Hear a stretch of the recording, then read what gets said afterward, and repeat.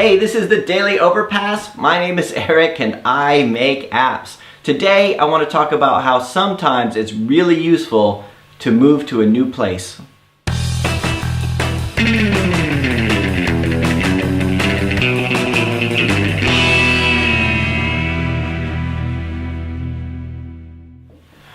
Alright, so I've mentioned this a few times already in past videos and I talk about it on a live stream. We're moving to a new office here pretty soon. Yesterday I picked up the keys and it's actually a little bit of a smaller office. It's more expensive but it's much nicer. Where this office is like above a shop and it's like super cheap. The new one is in a business park, so there's like breakout rooms with like a foosball table in it, and there's like, there's just like a gym and showers, and it's all kind of out in the countryside a little bit more. It's just a nicer experience. And there's no bagpipes playing outside the window every so often on really nice days, right? So I'm so excited over the last month to move to the new office, right? But last week when EarSpy was removed, it was like 2 days before I was supposed to get the keys to the new place. And it's a little bit more expensive. Actually, it's quite a bit more expensive. So my first instinct was, as soon as I got the EarSpy cancellation, or they said they were going to suspend it, Ear Agent, I went down to the new offices and told them, I don't think we're going to be able to move in. And they were like, but you have like a 1-year lease and all this kind of stuff. And I said, what are my options? And they go, well, we've already patched all the networking. So yeah, I don't care.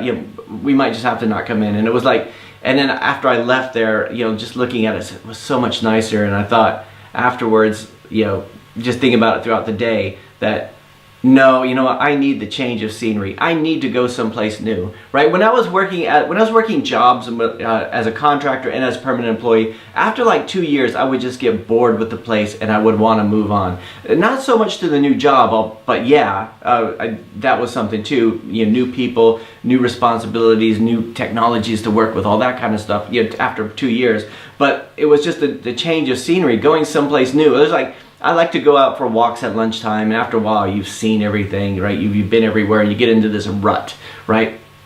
So I would always move around a lot, and I found it made me better as a developer, better as an employee, all this kind of stuff. Because a lot of times when you start in a new job, you might not be really good at everything, and everybody kind of remembers the mistakes you made, but then after like a couple of years, you're like really good at it, but some people still remember the mistakes you made. So you go to the new place and they've never seen the mistakes. You don't take the baggage with you. They're just like, hey, Eric, he really knows his stuff. He's really switched on. But then of course you take on more responsibilities, more, new technologies, more stuff, and then you suck at those to begin with too. So you go through that progression again, and then you go to the new place, right?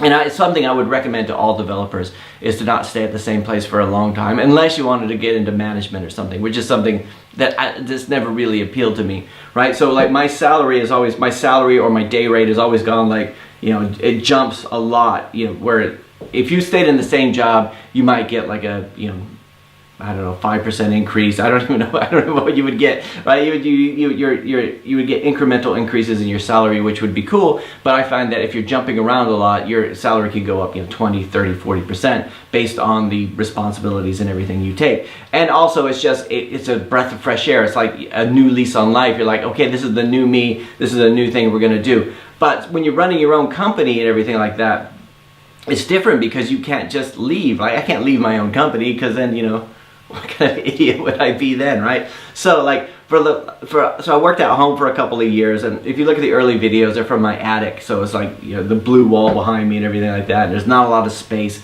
right? So I was working from home for several years.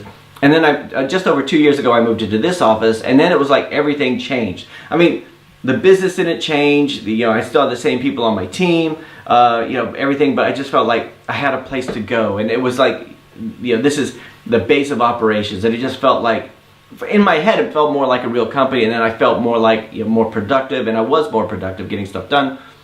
But then after a while, you get into the rut again. So moving to the new place, I'm really looking forward. There's a lot more natural daylight in there and things like that I'm just really looking forward to working in, and just a new environment. So when I'm taking on these new responsibilities, because I can't rely on that passive income so much anymore, then it'll get me in the right stage. So my question to you guys, do you find that moving jobs every so often just helps you stay fresh, and it's more motivating, or do you find it better to stay in the same place that you've been in? So anyway, that's it for today. I will talk to you guys tomorrow. Maybe from the new office, not sure. Maybe from outside someplace.